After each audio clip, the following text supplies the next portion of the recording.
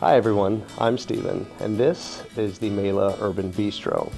Located on Fountain Avenue, this is one of my favorite restaurants in Springfield.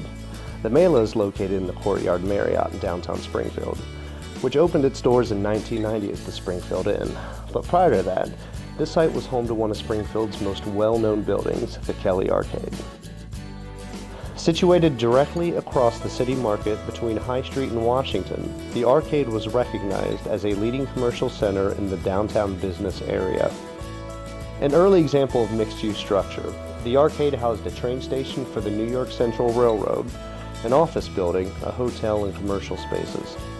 The uniqueness of the arcade was not found in its stylistic or aesthetic appeal, but the fact that this form of construction was the forerunner to the modern shopping mall development, as most of the shops were located inside the building, allowing shoppers to go from shop to shop without having to go back outside, which was a pretty novel idea at the time.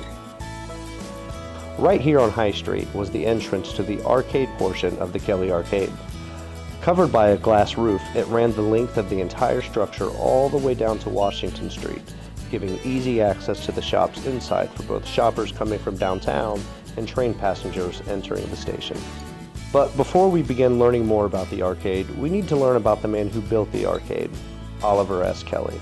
Born on a farm near Springfield in 1824, Oliver Smith Kelly was brought up as a farmer and began learning the trade of carpentry at the age of 18.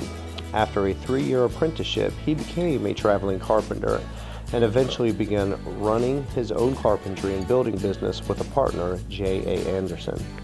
Anderson and Kelly worked together for 6 years and became one of the leading construction companies in Clark County.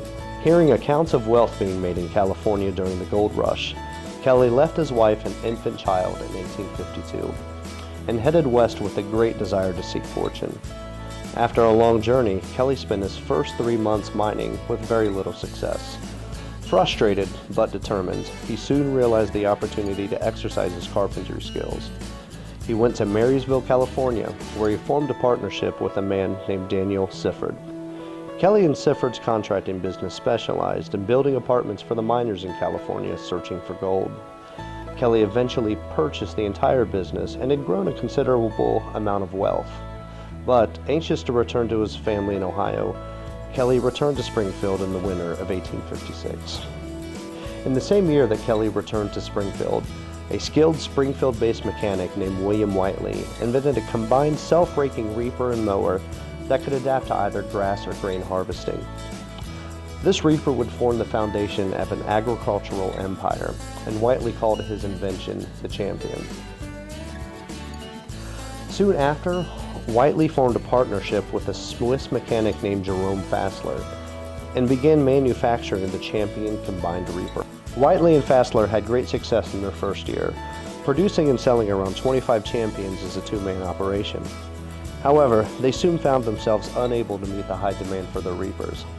They knew it was time to leave their small shop and begin mass production in a factory, but they lacked the capital for expansion. In 1857, Whiteley and Fassler met the acquaintance of Oliver S. Kelly, who had returned from California a year prior. Kelly joined the company as the third partner and investor, and the new firm was called Whiteley, Fassler & Kelly.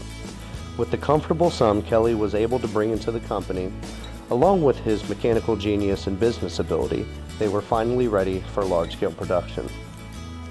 The new firm began in a small shop until around 1860, when, once again, demand for the Champion exceeded what they could supply. The small shop was abandoned, and a 50 by 80 foot, 2-story brick building was erected on Market Street, which is known today as Fountain Avenue. Through yearly additions, the factory grew to a massive 4th-story, 400 by 52 foot building. For many years, the company saw great success, producing as many as 2,700 Champions per year. In 1880, Whiteley wanted to expand the company's production by constructing an even larger factory. But Kelly found the plan too risky, as did Fassler, and in 1881, Kelly sold his interest in the company back to Whiteley. Part of the purchase included the old factory on Market Street.